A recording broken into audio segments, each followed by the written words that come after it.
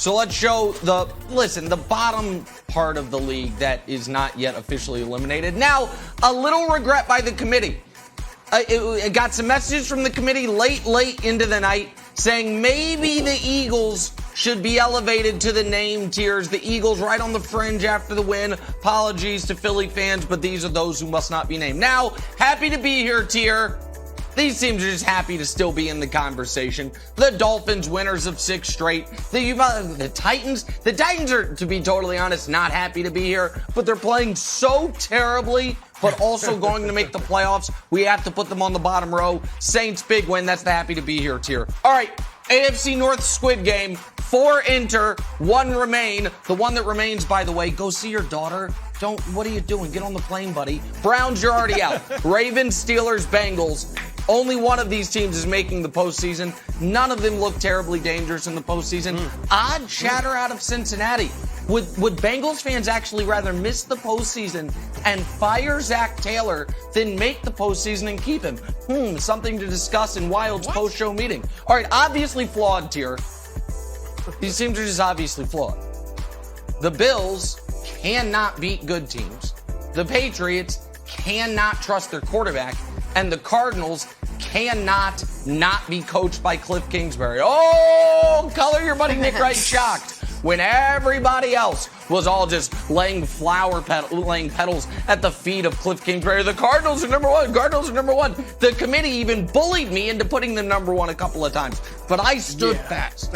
And I said, no, every year it's the same damn thing. Start well and then finish terribly. Cardinals go in the wrong direction, wrong time of the year. Legit scary.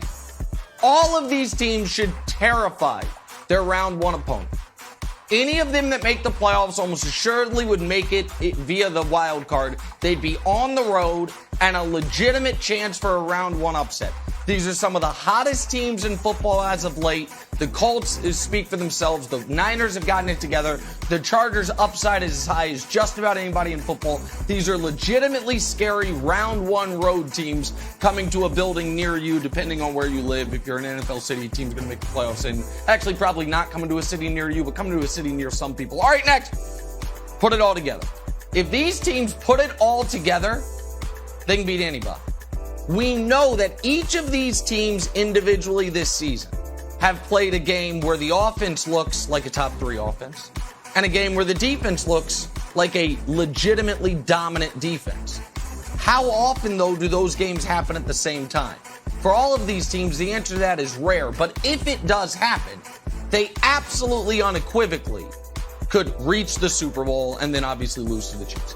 But any of these teams, if they put it all together, could be the NFC representative for the Super Bowl. And then the top 2 tiers, committee vindication, if I must say. This is how the season started with these top 2 tiers. Chiefs is the favorites, Green Bay is the number 1 contenders. The chairman of the committee had this as the Super Bowl pick going into the year. And right now, as we are approaching Christmas, it's the Super Bowl we are going to get. These speak for themselves. The Packers have been outstanding post week 1. The Chiefs have been the best team in football, arguably on both sides of the ball, for the last 2 months. So there it is. There is the committee. Broussard, my friend, I know there's bitterness and anger that we're going to reach the end of the year and you will have never gotten a committee invite. Do not take it out on these perfectly manicured tiers, please. Go right ahead, sir. Well, look, I'm just tired of fighting you on the Chiefs being number 1, so I'll leave that alone. All right, you're not budging on that, and neither is the committee. Your Patriots need to move up, Nick. Obviously flawed? I don't think so. All right, the defense is legit. The coach is beyond legit. The run game is legit. And Mac Jones, while a rookie, is learning every week, to Wilds' point yesterday. All right, so they should be up in the legitimately scary. I'm telling you, you don't really want to face New England in the playoffs, so they should be legitimately scary. Of course not. I don't think the Cowboys are in the put it all together class. They're not in the same class as the Rams and the Buccaneers, in my view, so I would drop them a level. And here's my big thing. The Bucs should be on the number 1 contenders line. If you want to have Kansas City number 1, it should be Green Bay and Tampa Bay on the 2nd tier. Now, here's why. And I'm going to use your own words against you, Nick. You said yesterday Kansas City should be the outright favorite in the league, even though they were tied in the odds with Green Bay as far as winning the Super Bowl. Yeah. But you said the reasoning was because Green Bay is not a surefire pick in the NFC. They're going to have a tougher time getting out of there than Kansas City will in the AFC. Who's one of those teams you're worried about? It's the Buccaneers, as you said, if they put it together. All right? And here's the thing. As much as you like Aaron Rodgers for MVP over Tom Brady, who would you take in a big moment? Tom Brady or Aaron Rodgers? Well, I'm listening. Yeah, Brady. Brady, obviously. Brady. Yeah. Okay. Obviously. So the playoffs are the big moments. So that's something else. And they got time to get healthy. So I think Tampa Bay should be on the number one contenders line. Plus it makes it tiers and not like a game of Jenga. No. You know. Okay. No, so you got listen, 1, 2, stop 3 it. and all that. Hold on. Wait a second.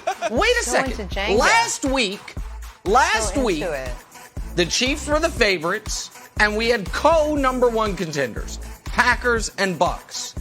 The games have to matter.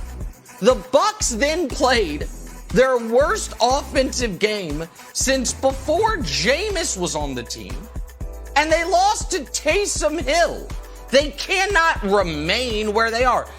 And they suffered a half dozen significant injuries.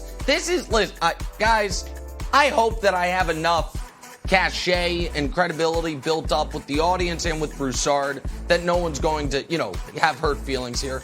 But let me pull back the curtain and reveal what's going on with my dear beloved brother from another mother, Chris Broussard. Broussard has a couple, let's call them predictions. Tom Brady's going to win MVP and the Bucks are going to be in the Super Bowl. And both those predictions are hanging by a thread. They're just out there. Every morning he wakes up, he's like, has it dropped? It's like, no, it's still there. I don't know how. It's like, all right, add some lacquer to it, do something, try to spackle it up. Don't want it to drop right on my head. And now he's taking it out on the tiers. I don't really know how thread, lacquer, or any of the spackle works, for the record. So that might not have made sense, but I hope people understand what I'm saying. Yeah. So now he's trying to speak it into existence. Broussard, it's okay, man. Injuries happen. Injuries cost my team a Super Bowl last year. It happens. It's the NFL. It's pro football. I know you want everyone to play through all injuries and play at full strength because there are no injuries. There's just nicks and bruises, and when men were men, they all played on one leg walking through snow. I get it. But the Bucks have to be dropped, Wilds. They have to be dropped after being shut out by the Saints. There's no argument there. Wilds, what's your issue with these perfect tiers? I think that is fair. It's the same reason why I don't have a huge issue with the Colts jumping ahead of the Patriots. I think, you know what? Patriots didn't show up. They need a little tough love. I'm not here to baby the Patriots. You don't show up for 3 quarters and you decide to wake up in the 4th, you deserve to be dropped in the tiers. But I want to talk about the heavyweight matchup this Sunday, Bills-Patriots.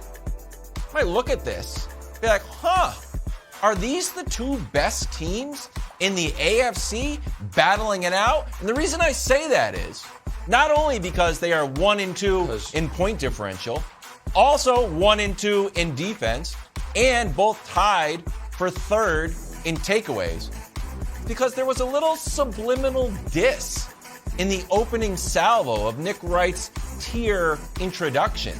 It was like there's a cottage industry of people going through hip-hop lyrics. It's like, was that a shot at Drake? Was that a shot at Kanye? Just the tiniest thing. What you heard Nick Wright say is, the problem with the Bills is they can't beat good teams. Oh, well, they did play the Chiefs, didn't they? They did beat the Chiefs by 18 points. When those teams, the Bills and the Patriots, are playing their best, they're right up there in the put it all together. They are threatening to be the favorites. They win this one, woo, watch out. Oh my God, stop it. Okay. The team you have is obviously flawed. Beat your team by 18 points. We're going to pretend that didn't happen, but it did. Yeah.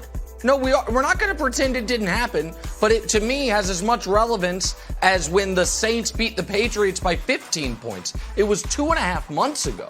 The world has changed since then, and here's why I said what I said about the Bills.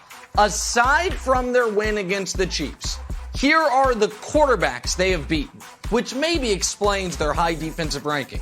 Jacoby Brissett, Taylor Heineke, Davis Mills, Tua, Mike White, Trevor Siemian, and Cam Newton. That's all of them. It's Mahomes and those guys. Now, on the Patriots, He beat up on we Daniel did not Jones and Jordan spend Love. nearly enough time talking about how mortifying in all aspects that Colts loss was.